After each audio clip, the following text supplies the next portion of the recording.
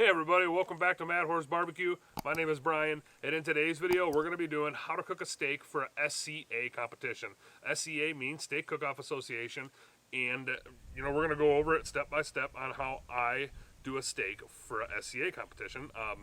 Truth be told, today is Sunday. I have an SCA. I actually have a competition coming up this weekend, which is a double.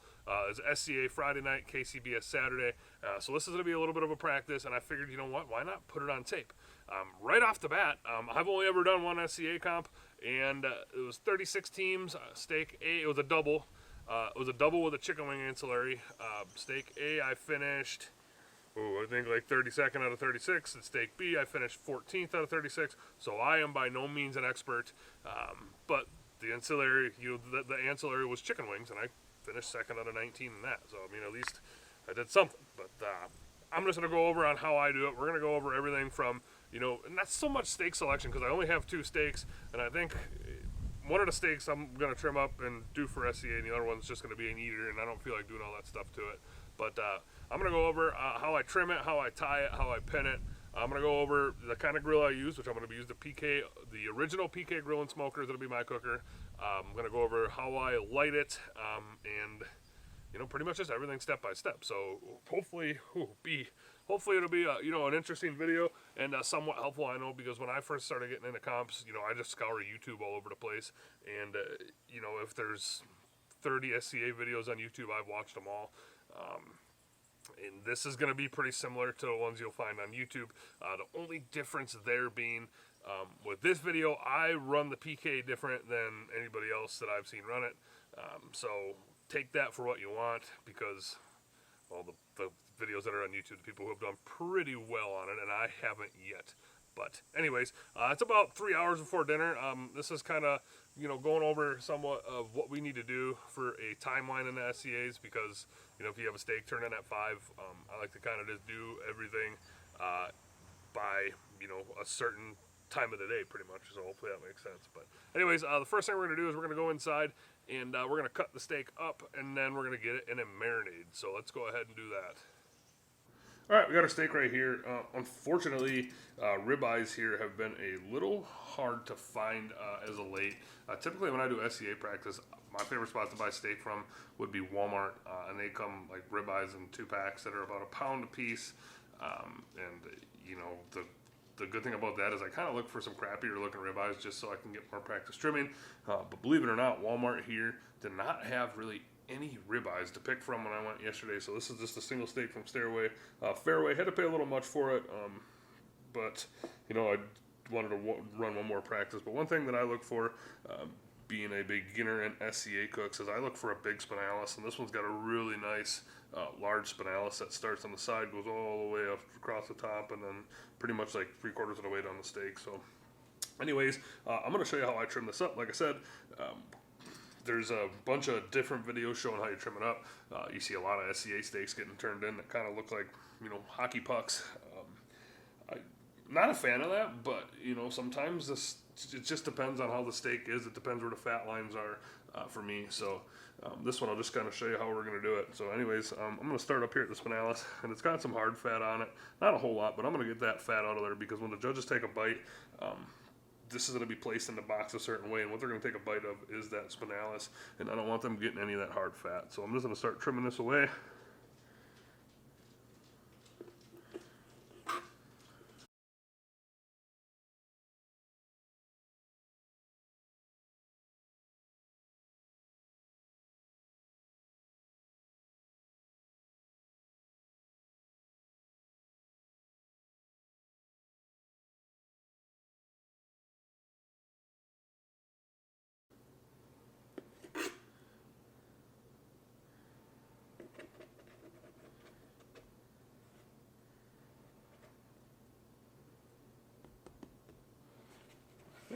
I'm actually going to call this good, because you can kind of see what I'm doing here is kind of shaping it. This one's going to kind of look more or less like a big version of a hockey puck when I'm done with it, but I don't really mind the way this looks right now.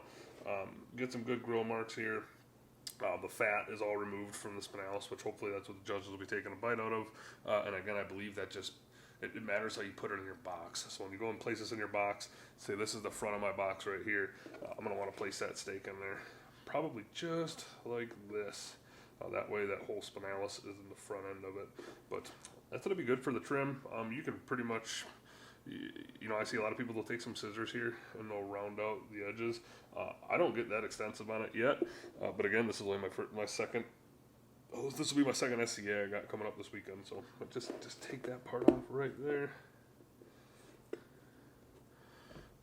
And I think we're going to call that good. So yeah, I think the next step for me is going to be getting this into a marinade. So give me a minute and I'll show you how I do that. All right, let's go ahead and get this steak in a marinade. Super simple marinade. I really like this stuff. This is the stuff that I use at comps. This is stuff I practice at home with. Really good. The steak marinade by Poncho and Lefty. There's instructions right here on the side for competition steak. It says to use 20 ounces of beef stock to, 20 ounces of beef stock to a third cup of you know, the powder here. But what I do for mine is I use a little more than a third of a cup, probably just like a heaping third of a cup to 2 full cans of beef consomme. I like consomme better than stock and broth, so that's why I use the consomme. And these cans are 10.5 ounce cans, so really we're putting 21 ounces of liquid in there. Therefore, I put just a little extra powder in there. So I'll go ahead and take the steak. Just gonna put it in the Ziploc bag. Now, if I were at a competition, I would be doing both of the steaks in here at once, just because I have the one steak I know I'm going to cook and I know I'm going to turn in, but I would be doing both of the steaks in this marinade at the same time, just in case the first steak I cooked, something happened to it. Maybe like I didn't get the grill lines I wanted, or the steak came apart on me, or I tied my rope too tight. I have another steak just in case. I already had that happen once at a competition, but let's go ahead and take the marinade, dump it right in.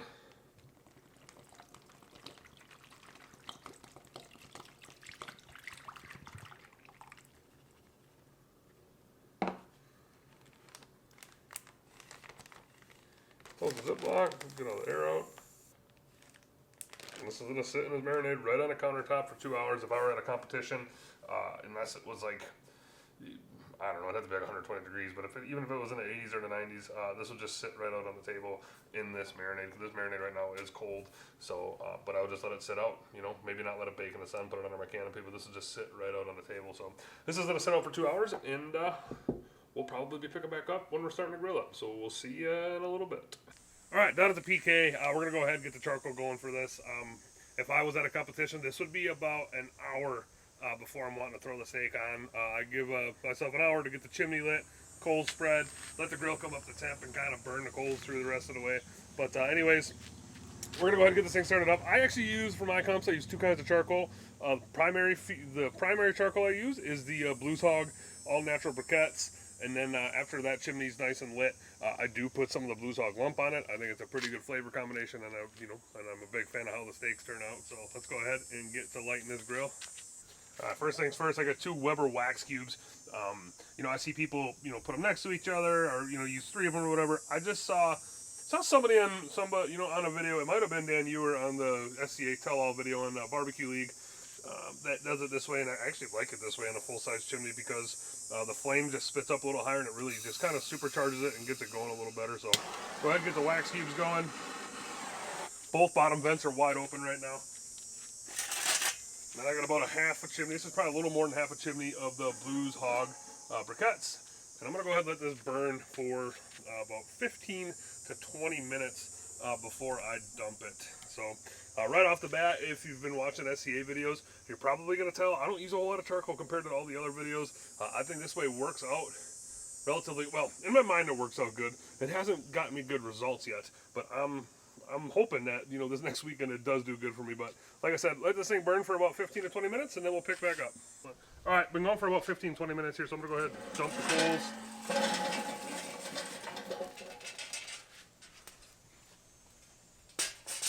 And then what I do is I kind of just spread them evenly, kind of make like an imaginary line right here in the middle, and I try to get them evenly spread. And now what I do is I take some of the lump and put the lump right over to the briquettes.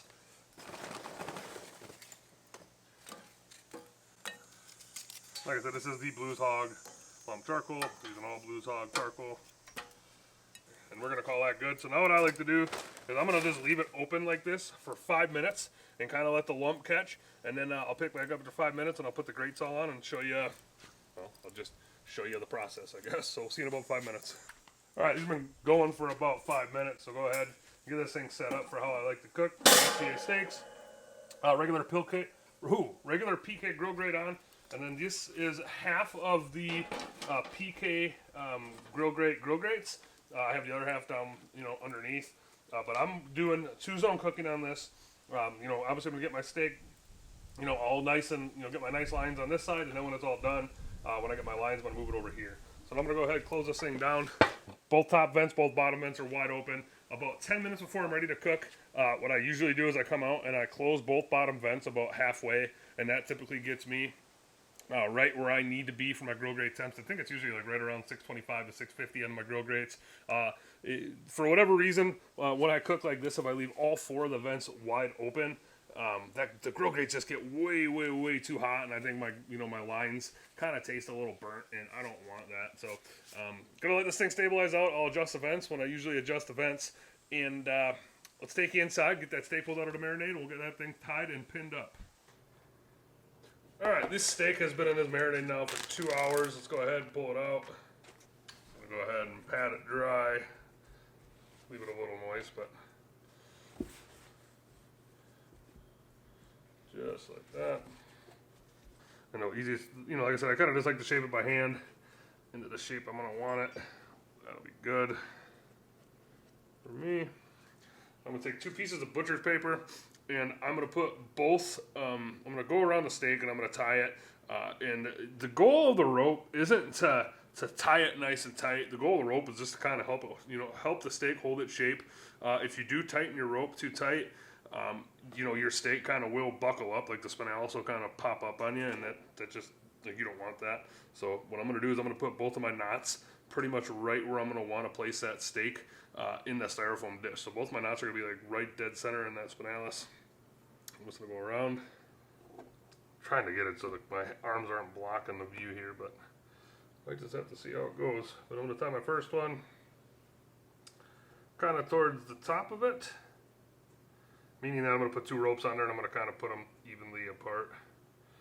What I like to do is just kind of do 1 loop, 2 loops like that. And then right about here, there, that'll be my knot. Just not really pulling tight at all on it, just kind of cinching it up. And then I'm gonna just make a couple knots here. 1, 2, call that good. Cut a little bit of it off, actually most of it off. I'm gonna do the same thing, but this time I'm gonna do it closer to the bottom of the steak.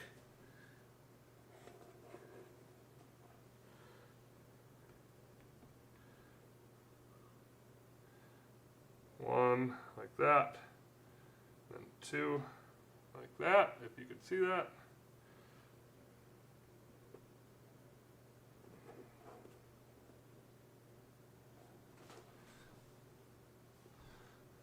Again, just cinch it up. And do a couple knots. 1, 2, cut them, just like that. So then here's where the pins come into play too, is you don't necessarily have to pin it. I will say I didn't have pins at my first comp, and I really wish I would have. But what you do with the pins is you just take them and you kind of walk them, run them through the steak. So what I'm gonna do is I'm probably gonna run 4 pins in here, maybe 2, but I don't know. But I'm gonna put my first one right through the spinalis here. I'm gonna put it at the top side of the rope and just kind of push it right in, just like that. And let's do one right here, the bottom side of the rope. Like that. Another one here, top side. Another one here on the bottom side of the rope. I'm gonna call that good, I think. Steak should be pretty easy to handle, just like that. I don't really like how that edge there is so like flat and it's kind of hanging out, so I'm gonna trim that up as well.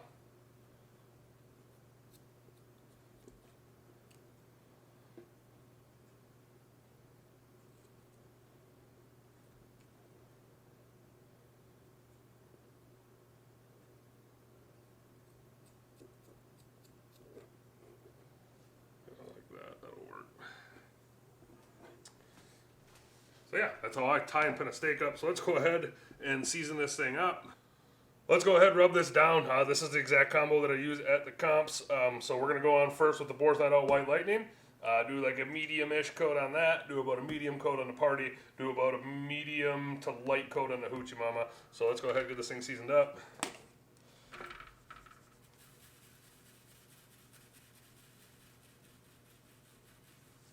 Give it a pat. Hit it with the Party.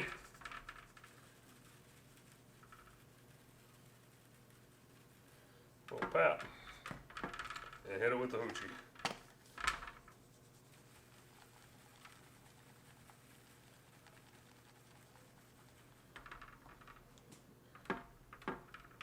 Let this sit for 15 minutes, and then I'm going to do the other side, so we'll see you then. Alright, 15 minutes has come and gone. Go ahead and flip this thing over and season up the other side. Again, first coat, Boar's Night Out White Lightning.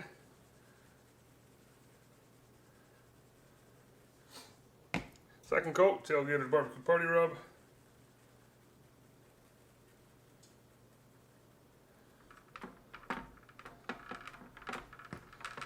And then the third coat, Suckle Buster's Hoochie Mama. Alright, and this is going to sit out for about another 15 minutes, and it's going to be about time to throw it on the grill. So when we're grilling, we will pick back up. Alright, we are back. This steak's ready to cook. You see we got some things going here. We got my ThermalWorks time stack. I'm going to be doing 1:05 per turn and twist and everything you do. And we got some Kerrygold butter here. We got some Pam cooking spray. We got my ThermalWorks MK4 to check the internal temp when I'm done here. But first thing I'm going to do is, the side I have up now is the side I'm going to want to do for presentation. Or, I mean, at least I think it is. So what I'm going to do is I'm going to want to put that side on the grate down first, the way I do it. So what I'm going to do is I'm just going to take some Pam, give the steak a spray, and she's going to go onto the grill.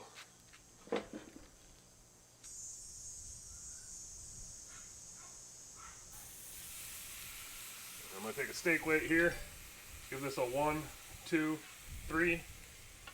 Go ahead, close it down, hit start, let it go for 1:05. ThermalWorks is going off. Go ahead and take the steak weight off. Then I'm going to pop the steak off. Now when I'm doing this, I'm going to take my grill grate tongue in, and I'm kind of going to lift up from the back. Nice and easy so I don't rip the grill lines off. Once I get it off, move it over. Clean off the grate. Give the steak a coat of Pam. And I'm going to pick it up right by hand. Put it right on. Just like this. Take my steak weight. Give it a 1, 2, 3. Close it down. Another 1:05. ThermalWorks is going off. Go ahead, repeat process, pull steak weight off.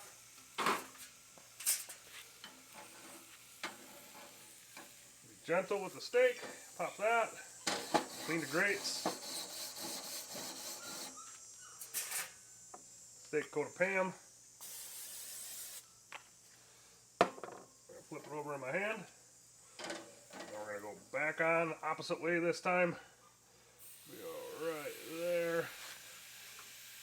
Steak weight on for 1, 2, 3. Make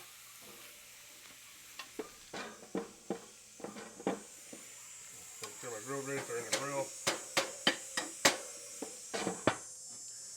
1:05. And let it go for another 1:05. Timer's going off. Same thing.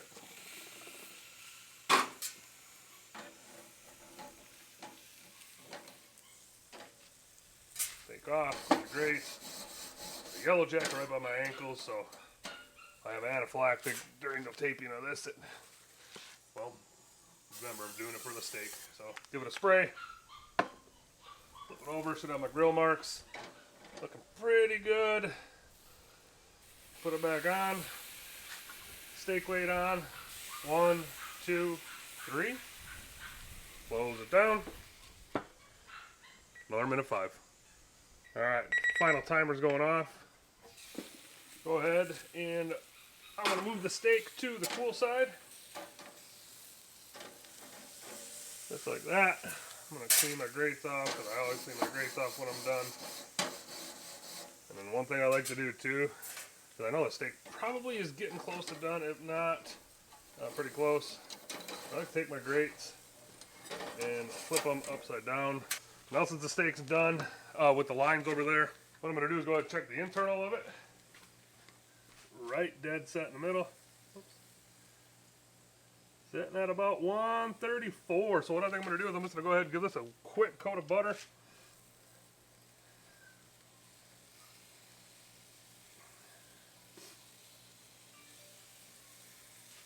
I'm going to close this thing down, probably let it go for maybe another minute, and then I'm going to pull this thing in and, gosh darn it. Probably let this, yeah. Okay, lid's shut. Let it go probably for about another minute until the internal temp reaches about 136, and then I'm going to pull it off, let it rest, uncover it for 5 minutes, cover it for 5 minutes, and then I'll pick back up when we're slicing into it. Alright, we are back. This steak has been resting for 10 minutes, 5 minutes covered, 5 minutes uncovered. Brought this up to an internal of about 136 degrees. You gotta remember for, SCA comps, you want to cook things to medium doneness, and medium doneness is, I believe, like 135 to 145. So I brought this off at 136. It probably carried over to about 140-ish, and still sitting at medium. So let's go ahead. First thing we gotta do before we box this up is take the pins out. Remember, I put 4 pins in. So make sure we pull 4 pins out. There's 1, 2, 3, 4. Put these off to the side. Any foreign object that is left in your box at an SCA comp is an automatic disqualification from that steak. I have a nice pair of scissors that I bring with me for my SCA comps and my other comps, but I don't have them up here. But then we got the twine we got to take off. Let's get both of those pieces off. Just cut them in one spot. So that way you pull 2 strings off, you got both of them off.